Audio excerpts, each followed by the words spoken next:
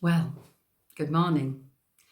Ancient words there read by Steve, and yet words which still have so much that we can learn from today, so relevant for the world in which we're in. I wonder, what's the first thing that you think of when I mention the word faithful? Hopefully, it's something positive. And I'm guessing it will relate to somebody who means a lot to you, maybe even God himself. Today, we heard another instalment of Abraham's faithful journey with God. We know, or at least I hope we know, that God is faithful. Always, always faithful. And Abraham's trust in God, even if things seemed unlikely, remained steadfast. Trust is a small word, but it has a huge impact on us. Here's one dictionary definition of trust: to believe that someone is good, honest, and will not harm you, safe and reliable. I think that's a pretty fair definition. And to this we might add words like confidence and strength and hope. And words like safe and hope have taken on a fresh significance for many people in recent times. They're great, encouraging words, aren't they? But words alone are meaningless. It's what they're based on that really matters. For Abraham, and I hope for us, that foundation is in God himself.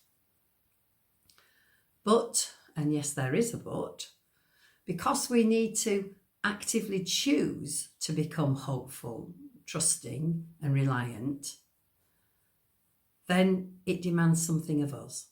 And it was no different for Abraham. Faithfulness came at a cost. God has already spoken of his covenant with Abraham. The first time Abram, as he was then called, lost his home. The second, he lost his security. And the third time, he lost his name. There's no denying that things can be difficult and sometimes personally very costly. But just look at the promises that he was able to claim. Abram left all that was familiar and he ventured out without any clear direction of where he was going. He was just trusting in God. He was asked to believe that he had a home, a place to be, despite being surrounded by enemies. And now he's being called to take on a new identity and to live that identity with his whole life. Rending of the heart is an old-fashioned phrase, one that doesn't sort of spring to our lips every day, isn't it? And yet it's what we interpret as giving something up or doing something extra for Lent. Feels a bit like when we talk about Abraham's true example of sacrifice.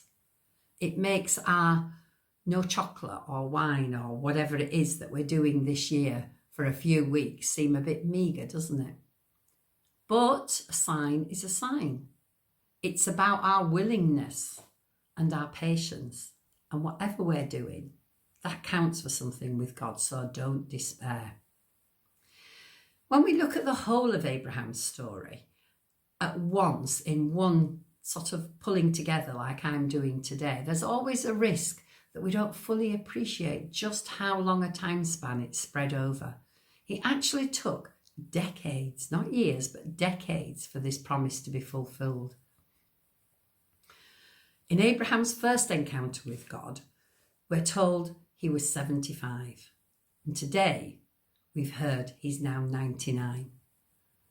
And still the promise hasn't been fulfilled. So there's no hope, there's no let off for any of us oldies.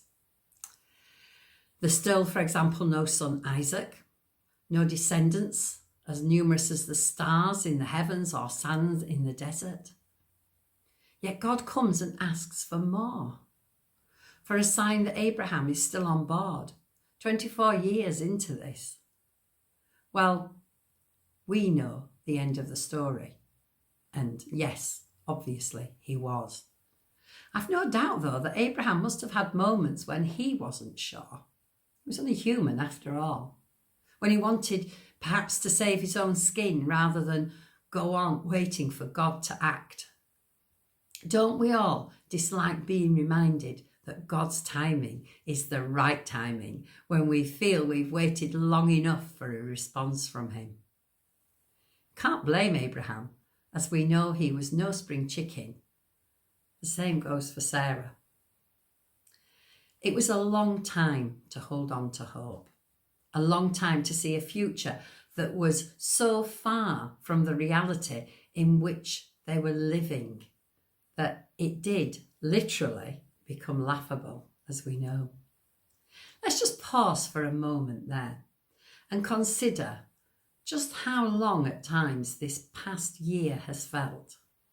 And it has only been 1 year. And many of us, it was a year that we've managed to spend in relative ease. I'm not talking about those who have lost loved ones, but we didn't have to move home. We didn't give up our identity. We didn't wander, not knowing what lay ahead, except knowing that we could trust God. I wonder just how long sometimes Abraham had to wait between directly hearing from God. Was he given that constant reassurance? Because we can seek reassurance, can't we, in difficult times? And I hope we do. I mean, I certainly have over the past year, lots and lots of times. Well, we don't know, but God might have been maybe not so quick to speak directly. It could have been years. And now he hears of that covenant again, but with extra conditions this time. Walk before me and be blameless. Phew, quite a tall order that, isn't it? Walk before me and be blameless. What does blameless mean here? Well, according to something I read, it's only the second time that word has appeared in the Bible. The first was when Noah was introduced. In Genesis 6, verse 9, we hear, Noah was a righteous man, blameless in his generation. Noah walked with God. Perhaps God is telling Abraham, keep moving forward with me. Don't give up on the promise. Even as the years pass and you get even older, keep walking before me. Noah walked with God. Abraham was told to walk before God. Before perhaps means to represent.